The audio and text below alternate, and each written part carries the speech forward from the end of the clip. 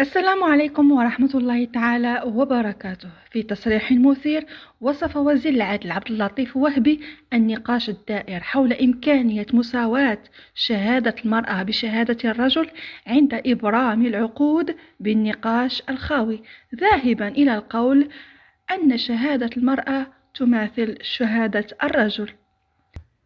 وما دام المغاربة مسلمين، فماذا يقول الإسلام في حكم شهادة المرأة؟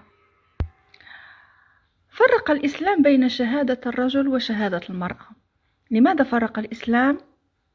فرق الإسلام بين شهادة الرجل وشهادة المرأة؟ لأن من ذلك مقصد وغاية. الإسلام فرق بين شهادة الرجل وشهادة المرأة نظرا لطبيعتها الخلقية. الشهادة كتكون في مجالات كثيرة، منها مثلا عقود المعاوضات كالبيوع، يعني في المعاملات المالية، ومنها يعني مجال الجنايات والحدود، ومنها كذلك الأحكام الخاصة بالنساء. فمثلا إذا كانت الشهادة في مجال البيوع اللي هي المعاملات المالية على العموم،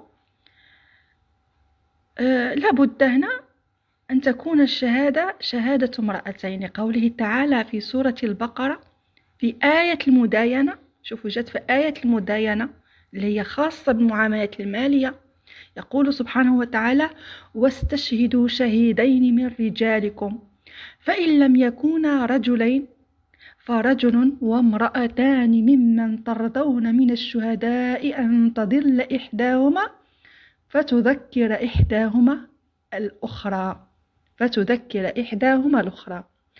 وقد بينت الآية الكريمة الحكمة من وجود امرأتين، وبينت الآية الكريمة الحكمة من وجود امرأتين، وهي الخوف من أن تنسى إحداهما جزءا من الشهادة فتأتي أختها فتذكرها بما نسيت، نظرا لأن هذا المجال تاع المعاملات المالية يقوم على الحسابات والموازين والمقاييس، والمرأة نتيجة انشغالها ببيتها وأبنائها وظروفها الصحية قد تنسى.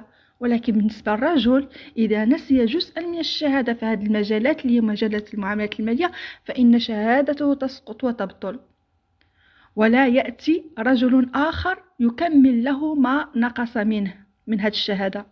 وهنا كيبين تكريم الإسلام المرأة في هذا المجال.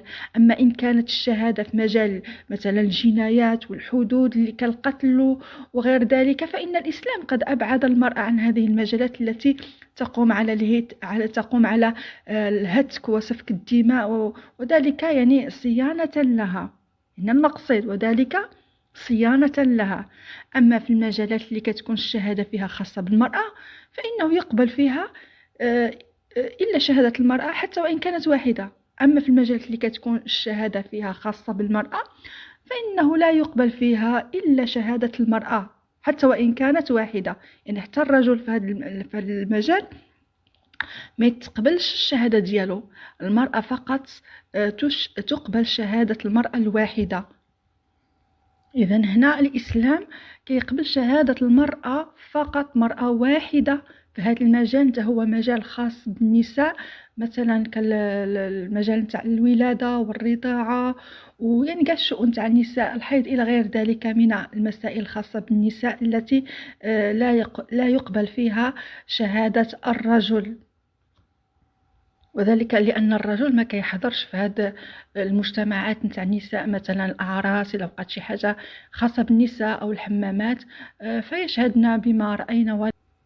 القرآن الكريم يعني علل الحكمة من شهادة امرأتين، وذلك بضعف ذاكرة المرأة أكثر من الرجل في هذه المسائل نتاع المعاملات المالية، لأن المرأة لا تهتم بهذه المسائل، لأن يغلب عليها النسيان. إذا لا حول ولا قوة إلا بالله العلي العظيم. مرة أخرى هذا الوزير يتحدى حدود الله.